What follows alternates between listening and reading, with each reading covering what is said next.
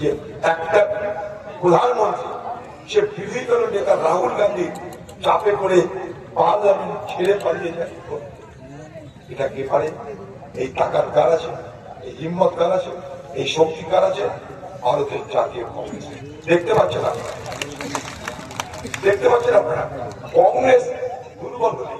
কংগ্রেস না থাকলে, কংগ্রেস সরকারে না গেলে দেশের কি হয় সবাই দেখতে পাচ্ছেন।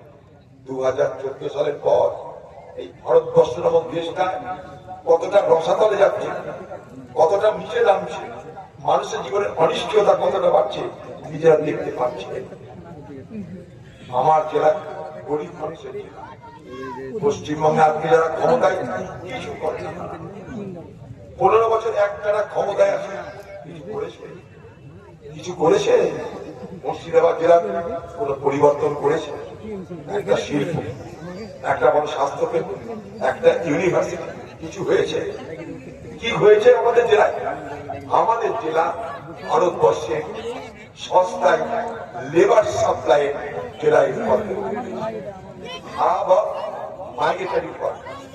সারা ভারতবর্ষে যেখানে সস্তা লেবার দরকার সেখানে মুর্শিদাবাদের মানুষের খোঁজ পাওয়া যাবে। দুর্ভাগ্য। আমি কয়েকদিন আগে উড়িষ্যা গেছিলাম। উড়িষ্যার সম্বলপুরে আমাদের এই জেলার কর্মরত একজন পরিযায়ী শ্রমিক, নাম তার জুয়েল রাম, তাকে পিটিয়ে মেরে দেওয়া। কেন? বাংলাদেশি পিটিয়ে মেরে দেওয়া।